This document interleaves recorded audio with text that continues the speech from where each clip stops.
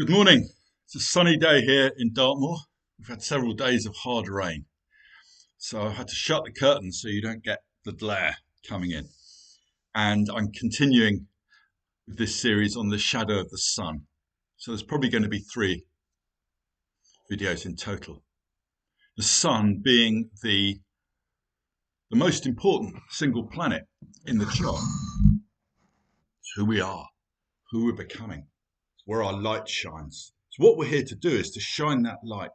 And in a way, everything else in the chart is supportive to that. There's this blueprint we have to unfold, this destiny we have to live. I have this theory about death that we've still got things to do. We're probably not going to die because the sun is the light. It is our life. So while there's still things to do, you're probably still going to be here. And if you've done the things you have to do, well then you go, and that's that. It's not a judgment. So, and you can often see transits to the sun around that sort of time. So we did Aries, Libra, Taurus, Scorpio in the first one. Gemini, Sagittarius, that axis. Whatever sun sign you are, you need to develop the opposite sign to become whole. Otherwise, it will come out in shadow form. You'll remain unconscious. So that's part of what your destiny is, to make your sun whole. Gemini, it's ruled by Mercury. You're very good with ideas. You're very good with information. You're a very good communicator. You've got a very versatile mind. You can maybe even speed read. You can talk the hind legs off a donkey. You're very good at finding just the right word for something. Sometimes, the other day I was sitting there and I couldn't think of the word, and suddenly this Gemini opposite comes out with the word flamboyant. Oh, that's the word I'm looking for. You need a Gemini sometimes. They'll find the word.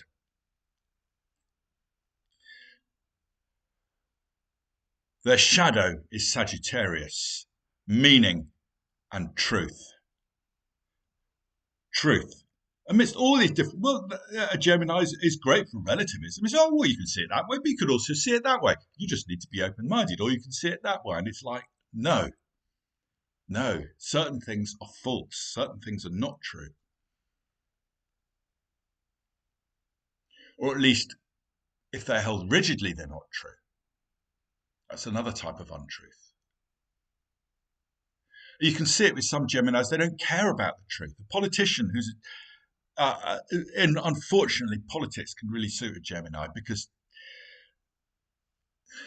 they don't seem to feel the need to speak the truth very often. They bend it, they twist it. It's kind of the truth, but it's twisted round. You saw it with Boris Johnson and Donald Trump. They're both Geminis. Yeah, they're not concerned to adhere to what is true. They'll say whatever they need to say. And you end up not listening to them. Or, I mean, the weird thing is, though, there is a trickster in there. Sometimes they will actually say a truth that no one else is saying in amidst all these untruths. So it's not straightforward. There is a trickster quality that sometimes we need, that Geminis do have. So you have to kind of sift it out and not just demonize and treat them as the devil incarnate and go, well, what are they getting at? Okay, there's all this nonsense here, but what are they getting at? But fundamentally, as a Gemini, pay attention to what's true. Yeah. Don't speak unless you know it's true. Say nothing. Jordan Peterson said this. He's a Gemini. It must have been really difficult. When he was a young man, he decided not to talk unless he actually knew what he was talking about. And of course, we don't know an awful lot of what we're talking about when we're young. So that must have been difficult for him as a Gemini, because Geminis love talking. But all you need is one proper fact in an argument, and you'll usually win it, because people don't pay attention to facts very closely.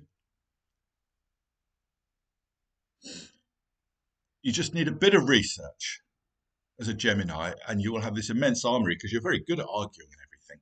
But pay attention to what's true. And also realize that, okay, I said you need to find facts, but also realize that they are stories. We live in an age of facticity. We think that people used to have stories about how the world was made, but now we have facts, yeah, which supersede all the stories that came before.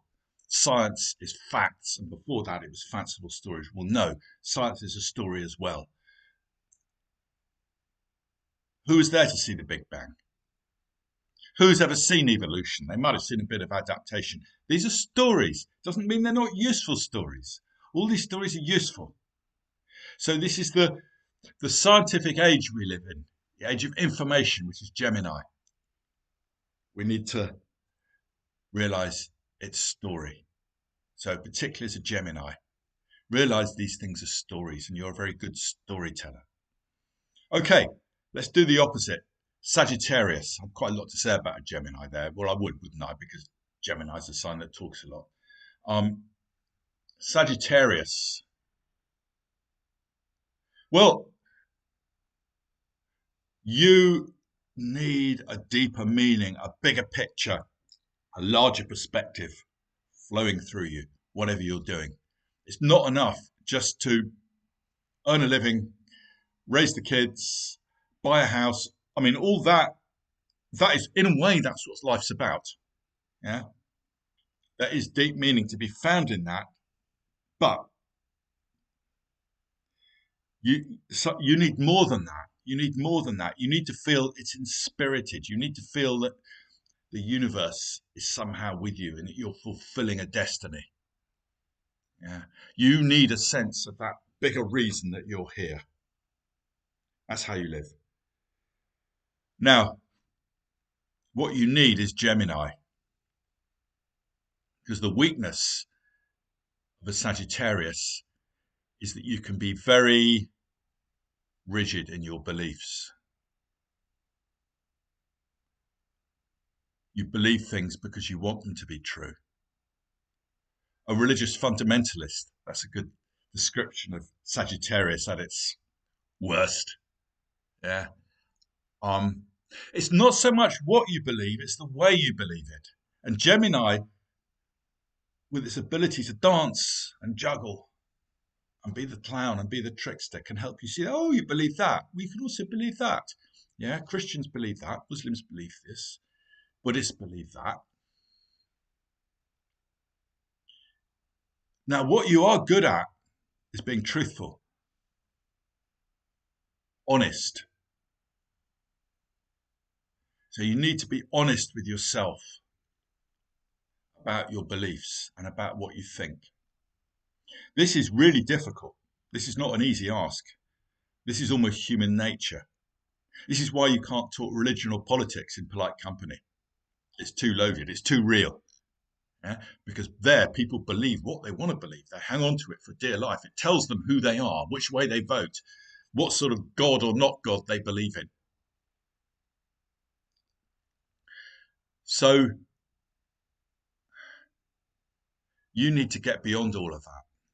You need to be able to talk about religion and politics without getting all worked out, without what you believe being who you are. It's like, yes, we need to have certain values strongly and believe certain things strongly. That's important. Morality as well, that's a big one for Gemini, for Sagittarius. Yeah. It's like these things are important, they matter. But it then gets judgmental. Yeah, when we put others down, we start to feel righteous, and that's a different thing. So Gemini gives you a way out of all that sort of, in a way, religious. Yeah. Gemini will help you turn from being religious to being spiritual, which are different kind of things. If you're spiritual, you realize words are just words. It's my connection that matters, not my adherence to the book, not my adherence to the law. Well, I managed to do just 2 signs in this 10-minute video, so I'll leave it there. Anything else I want to say in the last 20 seconds? Yeah, my book, Surfing the Galactic Highways, Adventures in Divinatory Astrology. If you buy that off Amazon and leave a rating, I will give you a free astrology reading.